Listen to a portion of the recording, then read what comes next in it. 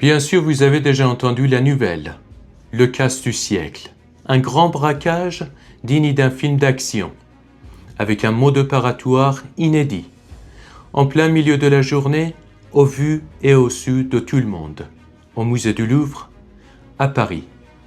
Cette fois, c'est le corps même de la culture et de l'histoire française qui a été visé.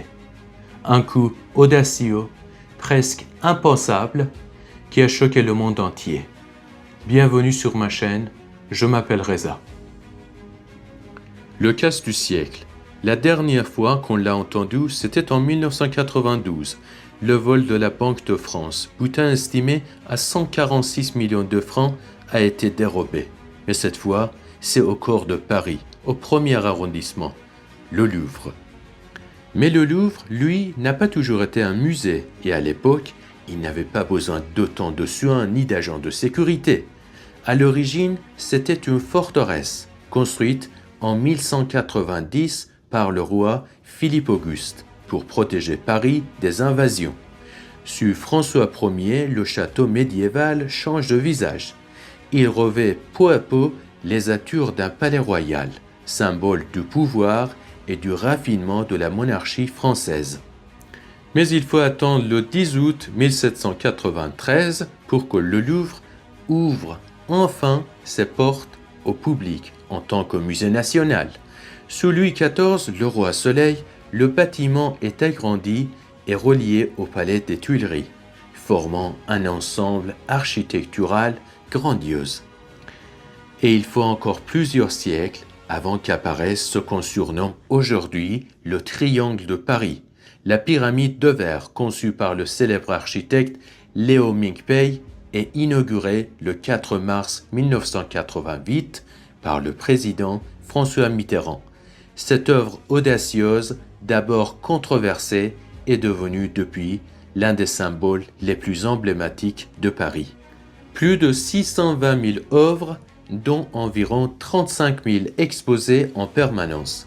Antiquités égyptienne, grecque, romaine, art islamique, peinture européenne et sculpture, art décoratif, un véritable trésor de l'humanité réuni sous un seul toit. Et bien sûr, qui dit trésor, dit sécurité maximale.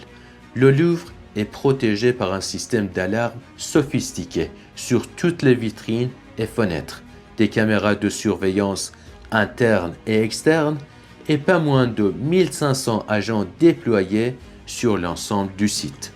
Mais la question est là, comment ont-ils osé d'attaquer au petit matin du 19 octobre le musée le plus protégé de France? Est-ce qu'il avait déjà trouvé une faille dans le système? Est-ce qu'il avait déjà fréquenté les lieux? De nombreuses questions qui restent sans réponse dans la tête des enquêteurs. Ils sont 4. Ils arrivent à bord d'un camion nacelle télescopique qu'ils garent discrètement sur le quai François Mitterrand, juste sous les fenêtres de la célèbre galerie d'Apollon. 9h34, 2 d'entre eux s'introduisent sans difficulté dans la galerie, en brisant une fenêtre à l'aide d'une discose, pendant que les 2 autres montent la garde sur leur scooter T-Max, prêt à s'enfuir à la moindre alerte. Une intrusion rapide, brutale et terriblement efficace, selon un communiqué du ministère de la Culture. L'alarme baptisée Ramsès, la plateforme de sécurité reliant le Louvre au ministère de l'Intérieur, se déclenche immédiatement. Mais personne ne se lance à la poursuite des malfaiteurs. La priorité, c'est la sécurité des visiteurs.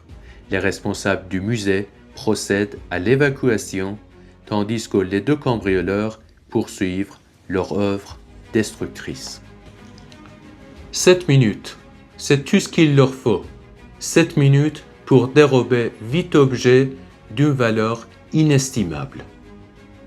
Ils ressortent par la même fenêtre, redescendent à l'aide de la nacelle, un engin volé il y a quelques jours, et s'enfuient en trombe sur leur scooter, direction l'autoroute A6, selon les images de vidéosurveillance.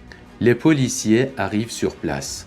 Un chaos organisé, des objets renversés, des vitrines brisées, et surtout la couronne d'Eugénie endommagée gisant sur le trottoir, comme un symbole d'impuissance. La police scientifique investit la zone immédiatement. Une ceinture de sécurité est érigée autour du périmètre et les prélèvements commencent. Les enquêteurs inspectent les abords de la fenêtre, la nacelle, la fameuse disqueuse et même une bouteille d'eau à moitié consommée, possible indice laissé par mégarde. Pour Lorbecque, le procureur de la République de Paris, ce braquage audacieux porte la signature de la criminalité organisée. Quelques minutes après la fuite des cambrioleurs, Rachida Dati, la ministre de la Culture, se rend sur place. Elle confirme l'information sur son compte X, en qualifiant l'événement de coup d'une audace inouïe. Et ce matin, le verdict est tombé. 88 millions d'euros de préjudice selon les premières estimations du musée. Mais la valeur historique et patrimoniale, elle, reste inestimable.